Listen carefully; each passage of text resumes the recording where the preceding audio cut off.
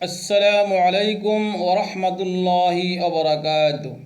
সম্মানিত ইন্দ্র ভাই বোনেরা, আমি এখন আপনাদের সম্মুখে পবিত্র শবে বরাতের ফজিলত ও গুরুত্ব সম্পর্কে সংক্ষিপ্ত আলোচনা করব। শবে বরাত এটাকে হাদিসের ভাষায় লাইলাতুন নিসফি মিন শাবান অর্থাৎ মধ্য শাবানের রাত্রি বলা হয়েছে। আর শবে বরাত এটি হলো ফার্সি শব্দ, শব অর্থ হলো রাত্র, বরাত অর্থ মুক্তি। শবে বরাতের অর্থ হলো মুক্তির রাত্র অথবা ভাগ্য রজনী। শবে বরাত সম্পর্কে পবিত্র কোরআন শরীফে দুটি আয়াত রয়েছে। আল্লাহ পাক রব্বুল আলামিন বলছেন, ইন্না আনজালনাহু ফি লাইলাতিন মুবারাকাতিন ইন্না কুন্না মুনজিরিন। আমি কোরআনকে অবতীর্ণ করেছি পবিত্রতম রজনীতে। ফিহা ইউফরাকু কুল্লু আমরিন হাকিম। এই রাত্রিতে মানুষের গুরুত্বপূর্ণ বিষয়গুলি ফয়সালা হয়ে থাকে। তো শবে বরাত সম্পর্কে পবিত্র কোরআন শরীফে দুইটি আয়াত পাওয়া যায়, কিন্তু এই দুইটি আয়াতের ব্যাপারেও অনেকে মত পার্থক্য করেছেন। কেউ বলেছেন না, এই দুইটা আয়াত শবে বরাত সম্পর্কে না, এটি হচ্ছে শবে কদর সম্পর্কে। যেহেতু আল্লাহ পাক রব্বুল আলামিন অন্য আয়াতে বলছেন যে আমি কোরআনকে শবে কদরে নাজিল করেছি, তো এখানে যেহেতু কোরআনের বিষয় ইঙ্গিত রয়েছে, এই জন্য অনেকে বলেছেন না, এটা হচ্ছে শবে কদর সম্পর্কে আলোচনা, এই দুইটি আয়াত। তো যাই হোক, পবিত্র কোরআন শরীফে যদি শবে কদর সম্পর্কে সঠিকভাবে আলোচনা নাও পাওয়া যায়, মত পার্থক্য পাওয়া যায়, কিন্তু হাদিস শরীফে রাসূল করিম সাল্লাল্লাহু আলাইহি ওয়াসাল্লামের অসংখ্য হাদিস রয়েছে পবিত্র শবে বরাত সম্পর্কে। পবিত্র শবে বরাত সম্পর্কে রাসূল করিম সাল্লাল্লাহু আলাইহি ওয়াসাল্লাম ইরশাদ করেন, ইযা কানা লাইলাতুন নিসফি মিন শাবান ফাকুমু লাইলাহা ওয়াসুমু নাহারাহা। যখন মধ্য শাবানের রজনী উপস্থিত হয়, তোমরা রাত্রি ইবাদত করো, দিনের বেলা রোজা রাখো।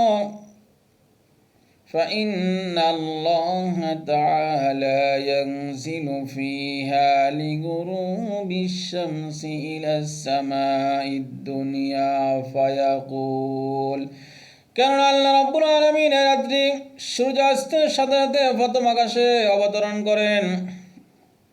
ফায়াকুল, এবং বলতে থাকেন, ডাকতে থাকেন, আলা মিন মুস্তাগফিরিন ফাগফির লাহু, কেউ ক্ষমা প্রার্থনাকারী আছে কি আমার কাছে ক্ষমা চাইবে, আমি ক্ষমা করে দিব। আলা মিন মুস্তারজিকিন ফারযুকহু, কেউ রিজিক প্রার্থী আছে কি আমার কাছে রিজিক চাইবে, আমি তাকে রিজিক দিব। আলা মিন মুবতালান ফাউআফিয়াহু আলা কাযা আলা কাযা হাত্তা ইয়াতলু আল ফজর, কার কি সমস্যা আছে আমার কাছে চাইবে, আমি তার সমস্যার সমাধান করে দিব। এভাবে আল্লাহ রাব্বুল আলামিন ফজরের উদয় পর্যন্ত বান্দাদেরকে ডাকতে থাকেন। অন্য হাদিসে আছে, হযরত মুআয ইবনে জাবাল রাদিয়াল্লাহু তাআলা আনহু থেকে বর্ণিত, তিনি বলেন, রাসূলুল্লাহ সাল্লাল্লাহু আলাইহি ওয়াসাল্লাম ইরশাদ করেছেন, আল্লাহ রাব্বুল আলামিন শবে বরাতের রাত্রিতে মুশরিক ছাড়া আর যারা হিংসুক বিদ্বেষ পোষণকারী তারা ছাড়া সকলকে আল্লাহ রাব্বুল আলামিন এই রাত্রি ক্ষমা করে দেন। শবে বরাতের আমল, শবে বরাতে আমরা কি আমল করব? শবে বরাতের আমল সম্পর্কে রাসূল করিম সাল্লাল্লাহু আলাইহি সাল্লাম বলছেন, রাত্রি ইবাদত করো, দিনে রোজা রাখো। তাহলে রাত্রে আমরা ইবাদত করব। ইবাদতের মধ্যে যেমন আমরা কোরআন তেলাওয়াত, নফল নামাজ পড়া, জিকির আজকার করা, এই আমলগুলো করব। আর শবে বরাত যেহেতু এটি একান্ত ব্যক্তিগত ইবাদতের রাত্র, অর্থাৎ রাসূল করিম সাল্লাল্লাহু আলাইহি সাল্লাম শবে বরাতে যে আমলগুলো করেছেন, যেমন তিনি কবর জিয়ারত করেছেন, তো তিনি সেটা নিজে একাই করেছেন, হাদিসে পাওয়া যায়। এবং রাসূল করিম সাল্লাল্লাহু আলাইহি সাল্লাম দীর্ঘক্ষণ নামাজ পড়েছেন। এক হাদিসে আছে হযরত আয়েশা রাদিয়াল্লাহু তাআলা আনহা থেকে বর্ণিত, তিনি বলেন রাসূল করিম সাল্লাল্লাহু আলাইহি ওয়াসাল্লাম একবার দীর্ঘ নামাজ পড়লেন, এত দেরিতে এত লম্বা সেজদা করলেন, আমি বললাম রাসূল মৃত্যুবরণ করেছেন। আমি তার বৃদ্ধাঙ্গুলি ধরে নাড়া দিলাম।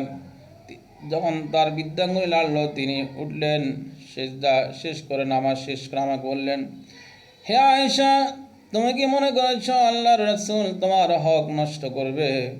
আয়েশা বলেন, ইয়া রাসূলুল্লাহ সাল্লাল্লাহু আলাইহি ওয়াসাল্লাম, আমি তো ভাবছি আপনি মৃত্যুবরণ করেছেন। রাসূল সাল্লাল্লাহু আলাইহি সাল্লাম বললেন, হে আয়েশা, তুমি কি জানো আজকে কোন রজনী? হযরত আয়েশা রাদিয়াল্লাহু তাআলা বলেন, ইয়া রাসূলুল্লাহ, আমি তো জানি না। রাসূল সাল্লাল্লাহু আলাইহি সাল্লাম বললেন, আজকে হলো শবে বরাত, ভাগ্য রজনী, লাইলাতুন নিসফি মিন শাবান, আজকে হলো মধ্য শাবানের রজনী। তো যাই হোক, আমরা শবে বরাতের যে আমলগুলো করব, অনেকে বলে শবে বরাত কোরআন হাদিসে নাই। অনেকে শবে বরাতকে অনেক উপরে নিয়ে যায়, অনেক নিচে নিয়ে যায়। অর্থাৎ অনেকে শবে বরাতে যেমন লাইটিং করে, সজ্জা করে, বিভিন্ন অনুষ্ঠান করে, সারা রাত্রে মাইক বাজায়, তো উৎসব করে, এটাও এরকম হাদিস না। আবার একবারে যে শবে বরাত না, এটাও ঠিক না। আমরা শবে বরাতকে আমরা যে ইবাদতগুলো করব, একান্তভাবে ব্যক্তিগতভাবে ইবাদতগুলো করার চেষ্টা করব, হই হুল্লোড় করে, অনুষ্ঠান করে ওইদিকে আমরা ওগুলো করব না। শবে বরাত যে হাদিসে আছে, হাদিসগুলোতে এখানে একান্ত ইবাদতের কথা বলা হয়েছে। তো আমরা জিকির আজকার করবো, বেশি বেশি করে নফল নামাজ পড়বো, আল্লাহর কাছে তওবা ইস্তেগফার পড়বো, তাওবা করব, বিশেষ করে তাওবা করব এবং আল্লাহর কাছে চাইব। তো আল্লাহ পাক রব্বুল আলামিন আমাদেরকে পবিত্র শবে বরাত পালন করার, ইবাদত বন্দিগিতে রাত্র কাটাবার তৌফিক দান করুন। ওমা তাওফিক ইল্লা বিল্লাহ। আসসালামু আলাইকুম ওয়া রাহমাতুল্লাহি ওয়া বারাকাতুহু।